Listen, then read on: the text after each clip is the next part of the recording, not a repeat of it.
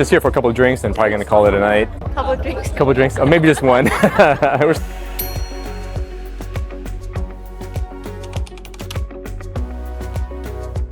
If you're new to my channel, my name is Jeff and I'm a husband, father of 3, and a self-proclaimed foodie who quit my corporate job to trade, travel, and eat. During my recent travels to Asia Pacific, where I embarked on a 12-day cruise to the majestic islands and sounds of New Zealand, I had the pleasure of spending a few days before and after in the world-renowned city of Sydney, Australia. Join me in this video as I share with you some of the top places and things we experienced, as well as the amazing foods we indulged in during our stay in this beautiful and iconic city. Let's get started.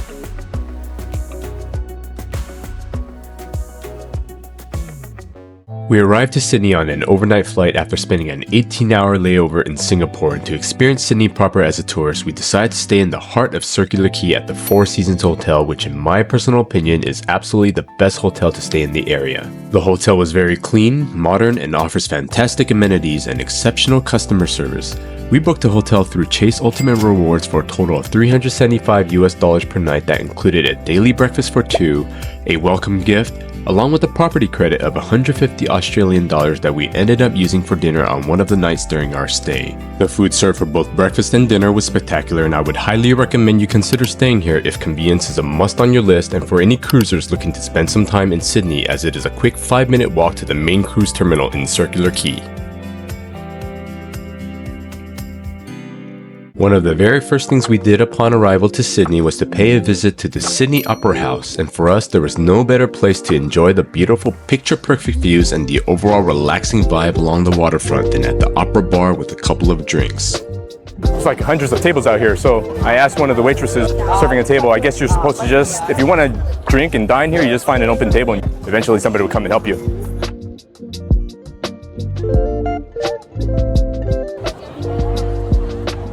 So like I said, you just find an open place to sit. The spot that you decide to sit at, there's actually a QR code that's tied to your location. So you scan it, obviously you place your order for food or drinks, and they know who to serve where you are. So that's what we're gonna do. We're just here for a couple of drinks and probably gonna call it a night before we start our day. Couple of drinks. Couple of drinks, or maybe just one. We're still jet lagged, so. But yeah, Sydney Opera House, Sydney Harbour, guys. So. Guys, so we got our 2 drinks. So what did you order? A fancy cocktail. And I just ordered a good old Sydney lager. We're in Sydney, so we gotta do right by their beers, right? These 2 drinks together were about 36 Sydney dollars or Australian dollars, which is about 26 US, which is not bad at all, right? Considering the view, the venue, and 2 pretty good drinks so far. Cheers. It's a priceless moment.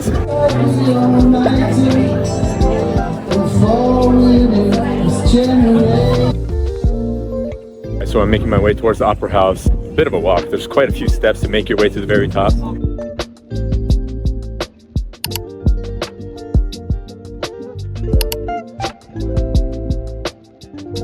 It's actually pretty trippy as you get close to the Opera House ceiling. The different structures here, they're actually individual tiles. I'm not sure if you guys can see in the video, but from far away distances, it's like just one clean white canvas, right? Or like a marble material, but as you get closer, it's just individual tiles that are pieced together.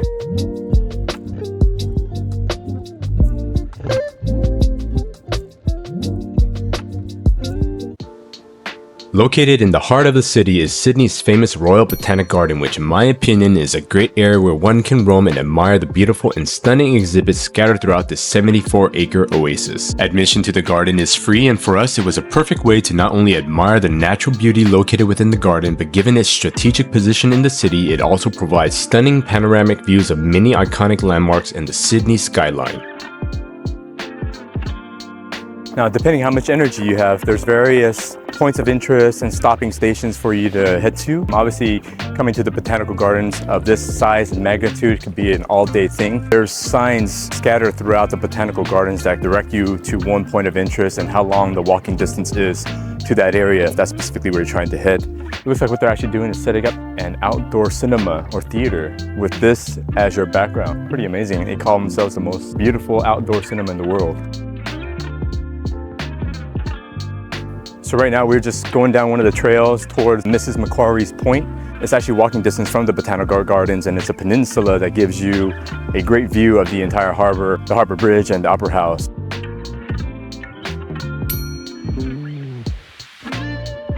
Welcome to Sydney, Australia.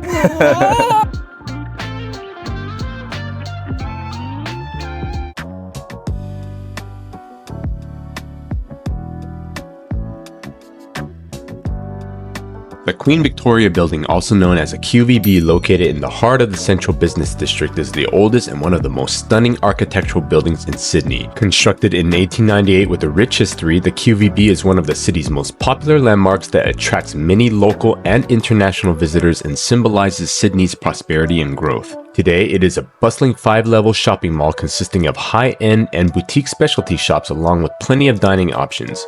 Even if you're not a fan of shopping while traveling, it is definitely worth visiting for a stroll through to admire the stunning architecture alone.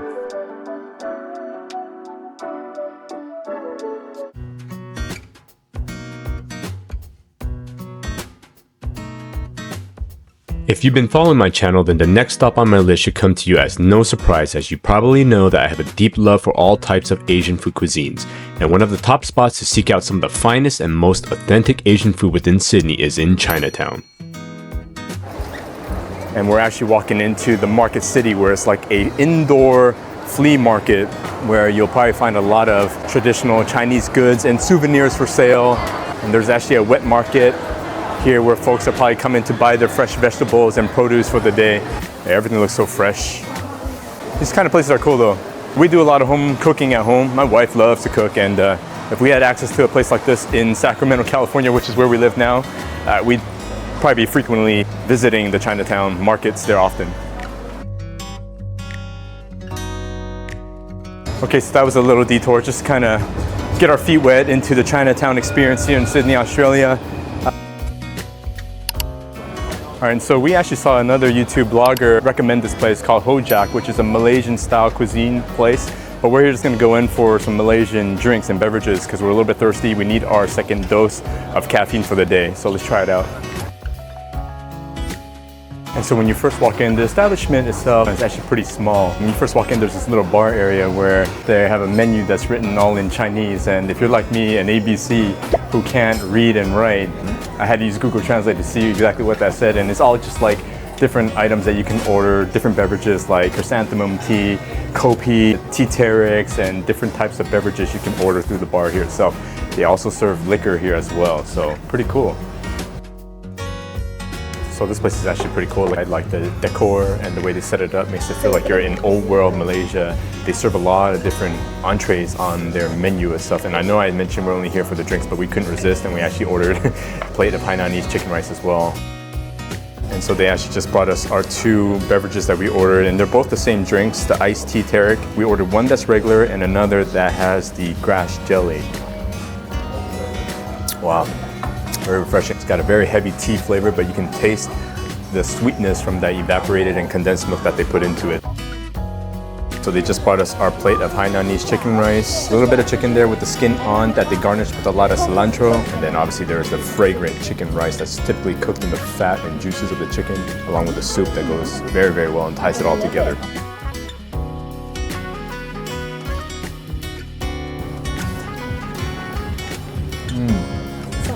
So silky, even more silky than that one that we had in Singapore, yeah. Just gonna try this rice by itself first. Very good. Much more flavorful than some of the ones we've had in Singapore, yeah. And if you look at the skin, it's just like so silky, glossy. You don't wanna waste that. I know it's not the healthiest to eat often. If you eat it often, then it's bad for you, but if you every now and then you indulge a little bit, it's okay. Make sure I get all that sauce here.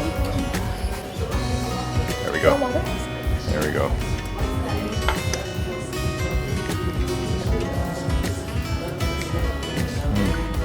That chili that drizzled a lot on top of it, it's actually not very spicy, it's very mild.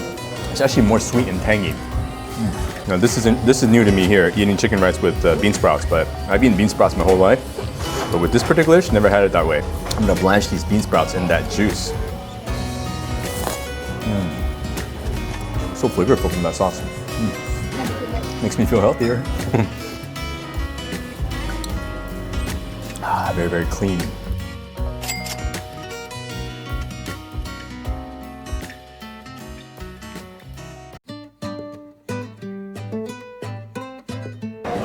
So we're just strolling along The rest of the area is within the Chinatown, and there's this alley that has a bunch of different food shops and eateries, right? So there's some restaurants that you can sit down and order food from. There's actually like a little indoor hawker center where there's multiple vendors serving different types of food cuisines. But what we've been told in our research, there's actually a couple places that sell pretty good pastries, so we're gonna try that out. It's called the Emperor's Garden Cakes and Bakery. Try to get 3 samgor. So we're just getting 3 of the Emperor Puffs. Thank you. So we were waiting in line. Actually, there was no line when we ordered, but the line queues up very fast. What we ordered is these, I guess, pretty famous Emperor Puffs. And what it is just a little waffle. And inside there's like some custard. And it's really hot when they first give it to you. They're smaller than they look on the picture. So we might need more than 3, depending on if they're really that good. But gotta let it cool down, not burn my mouth. Yeah, it's hot. Yeah, so it's just custard that's drizzling out. You gotta be very careful. Pretty mild. It's not overly sweet, right? Not really, really sweet, but here's the insides of it.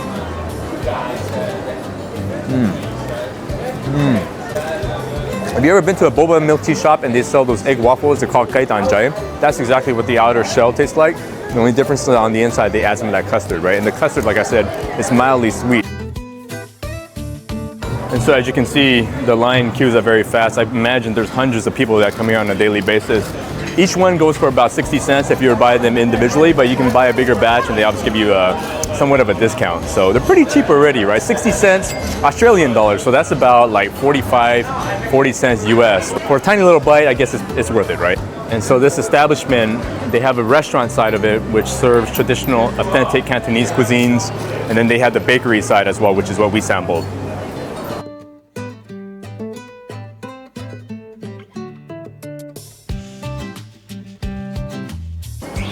So at one end of Chinatown Gate, where Dixon Street intersects with Factory Street, there's this pastry shop called Dragon Pastry. I'm not sure if you know, but for Chinese New Year, it's the year of the dragon. And one of the cool things that I saw inside is actually dragon-shaped pastries. We didn't actually order that though, but you know, if that's something you want to try out when you're visiting Sydney, Australia, this particular year, come here. And so we ordered some pineapple cake, which is similar to the Taiwanese style feng lai so. And they make it into the shape of a little pineapple here. Inside should be some pineapple jelly. Don't be spoiled because you hate the one that... No, it's good. Now, the inside is very tart and sweet. Very, very good. Some places that I've had it land. This is perfect. But the outer shell is a little bit more like flaky, which I genuinely prefer a little bit more chewy. So inside's very good, outside's not bad, but I prefer the more chewy style that we had in Taiwan. It just kind of comes apart and falls apart. Let's save some for my wife. And for me, being an American-born Chinese, I genuinely appreciate the Chinatown cultures within the various parts of the world because one, in the United States, in many of the major cities where there is a Chinatown, a lot of them have kind of disintegrated and become much, much smaller in size over the years, right? So being able to come to Sydney, Australia and see that the Chinatown is still so vibrant and big over here is actually pretty cool.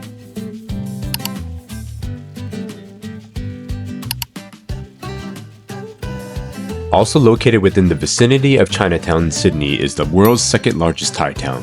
There are multiple food establishments we visited in Thai town during our stay, and the food we enjoyed were equally on par with some of the finest Thai cuisines my wife and I have enjoyed during our times together in Thailand. If you would like more information on our Thai dining experience in Sydney's Thai town, please be sure to check out my top 3 Thai restaurants video on my channel or click the video link above. Now, Australia is famously known for having some of the finest coffee in the world, and being coffee lovers ourselves, we're always up for a cup, so we paid a visit to the highly rated Kingswood Coffee establishment located in Circular Quay and ordered 2 caramel lattes for the road. There are multiple branches, but given this location was in the vicinity of where we were staying, it was the perfect choice. Located along the southern base of the Sydney Harbour Bridge and shoreline of Circular Quay is a historic area in the city centre known as The Rocks. Often referred to as the birthplace of Sydney, it is definitely a place you will want to visit if you appreciate old architecture and history. This is actually where the very first Australian settlers, which were many merchants, sea captains, and even convicted felons sent here from Britain, first set up shop. So a lot of the buildings here date back to the early 1800s. Obviously, they've been restored and refined into fine dining, restaurants and bars, and even residential properties these days. But it's great to kind of just walk through here to imagine what early Sydney, Australia was like 200 plus years ago. There's a lot of through streets and a lot of steps as well that kind of zigzag through the various structures located within. Now, whether you're admiring it from a distance or up close and personal, taking a stroll along and across the iconic Sydney Harbour Bridge is most likely an item on your to-do list and something I would highly recommend as well when visiting this beautiful city. Today on a Friday, it's quite warm. I think Sydney's actually getting a heat wave. I checked the weather forecast and of all days, today is gonna be in the 100+ Fahrenheit with 62% humidity. So I'm actually going to make my way across the Harbour Bridge just to try to capture in some of the amazing sights that the city has to offer. So here we go. So I think I made it about halfway across the Harbour Bridge itself. Right now I'm at a specific lookout point. It's called the Pylon Lookout Point. And there's actually a museum up top where you actually pay an entrance to see the museum itself. And I believe from there is actually where you can pay an extra fee, and it's not inexpensive. An extra fee of, I believe it's a few hundred Australian dollars that allows you to climb and make your way up 200 steps to the very top of the Harbour Bridge. It's probably a great experience in itself, so I'm actually perfectly okay just seeing the harbour, the Sydney skyline, circular quay from the lookout point here that's free. Here we go, Sydney, Australia. Exploring Sydney definitely involves a lot of walking, so if you're like me, I'm always thinking about where the next meal is going to be. And one of the areas that we decided to check out was the food court located in the basement of the prestigious 25 Martin Place skyscraper within the Central Business District. Over here is a one-man show doing the Din Tai Fung silong baos.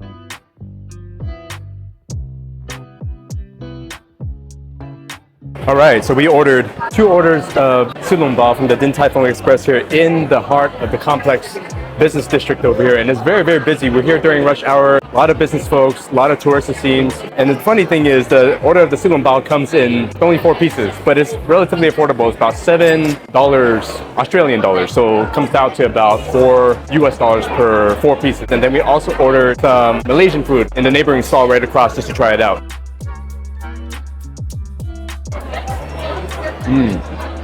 Still very, very good. Going in for another one here. This time get a little bit more chili.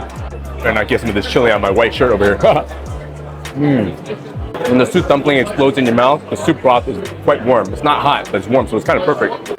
It's not hot anymore, huh? Yeah. It's warm though, right? That's good though. Like, you know, you can eat the whole thing in your mouth. Oh.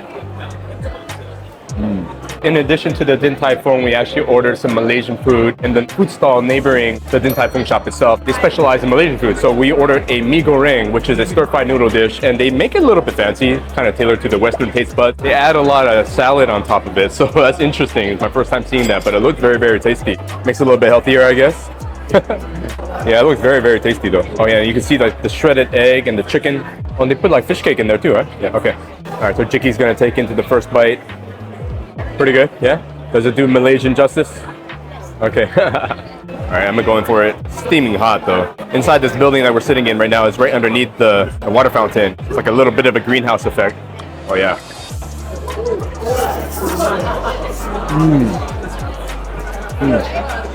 Pretty good. Wow. It's not overly oily like some places I've had mee goreng. Some of the hawker centers like in Singapore where they make mee goreng, I mean, they cook it really well. It's very, very tasty, but it's very, very oily. This one, obviously, because they put some lettuce on top of it, I think they cook it with a proper amount of oil. I'll eat the salad later. Let's put that to the side for now. Oh yeah, I'm gonna get a bite with the shrimp and the fish cake right here. Yeah, no, it's really good actually. Yeah, I got the shrimp and the fish cake and some noodles right here. It's good, man. Like, fulfills my Asian food cravings.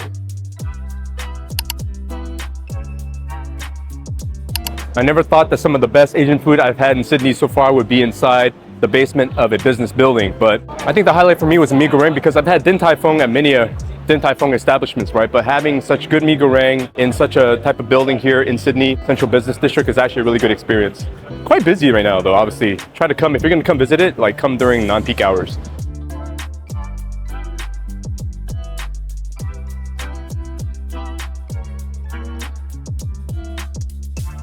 Now, I've heard a lot about the quality of banh mi sandwiches here in Sydney through my own research as well as following other food channels. One of the more popular Vietnamese sandwich shops is Marrickville Pork Roll, with its main shop located in Darling Harbour.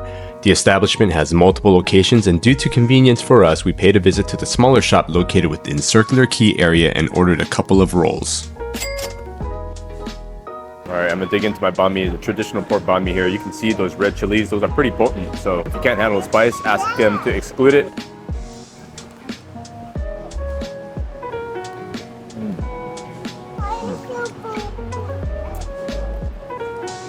I'm not sure it's because we came later in the day. The shop's getting up, ready to close, but the bread is a little bit, obviously not super fresh. A little bit more on the stale side, but the meat and the innards are very good. I'll take a better bite here. Try to get more of that meat, that traditional pork inside. All right.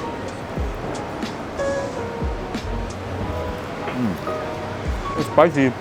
The insides are very good. I just need that bread to be more fresh. Like when you squeeze it, you can hear the crisp, like it came straight out of the oven. The bread is a little bit stale. I'm assuming if you come earlier in the day, it's got to be a lot more fresh than this. So, tastes good though. Look at all that chili on that cucumber. Now, unfortunately for us, we found the sandwiches to be a little bit tough to chew due to the bread not being fresh, which in my opinion is what makes or breaks the whole eating experience of a banh mi sandwich. If you do plan to visit Marrickville Pork Roll, my recommendation would be to give it a try at the Darling Harbour location, which is where most of the raving reviews online are credited to. Now, two must-visit food establishments that 100% did not disappoint were the foods we indulge in at the Sydney Fish Market and Harry's Cafe de Wheels. In my personal opinion, the quality of the fresh and raw seafood you can lay your hands on at the Sydney Fish Market 100% rivals some of the most famous fish markets in the world. The meat pies at the famous Harry's Cafe are also a must-try for any visitors coming to Sydney. If you'd like to check out my foodie experience at both the Sydney Fish Market as well as Harry's, please be sure to check out my mouth-watering food adventure in Sydney video on my channel or click the video link above. Now, if you're looking for a top-of-the-world dining experience with stunning panoramic views of Sydney Harbour, then I would highly recommend you check out the Altitude restaurant on the top floor of the Shangri-la Hotel in Circular Quay. We had the pleasure of staying at this establishment for a few days after returning to Sydney from New Zealand, and although the hotel being rated a 5-star hotel left a lot to be desired, the highlight of our stay here was daily access for breakfast at this top-notch food establishment. The food served at the breakfast buffet was impeccable, and the specialty coffees were our favorites. It is also open for non-hotel guests but does require reservations in advance.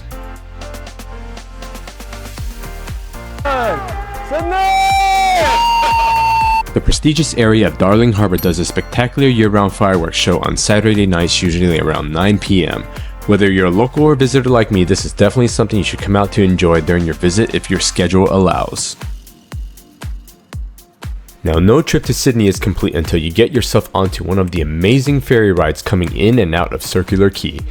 While there are many popular destinations, including the famous Manly Beach you can hit up on these cheap and affordable ferry rides, we decided to make a quick day trip out to the Toronga Zoo located about 15 minutes away. We purchased the family ticket package for 2 adults and 1 child for around 105 Australian dollars.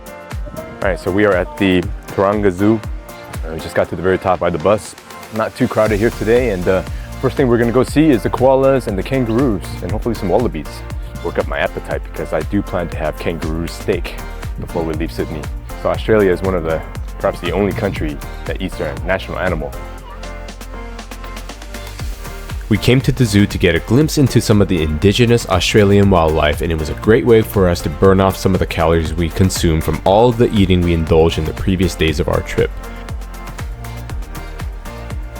If you enjoyed this video, please be sure to like and subscribe to my channel to continue following me on my food and travel adventures. Thank you so much for watching, and I look forward to seeing you on my next video.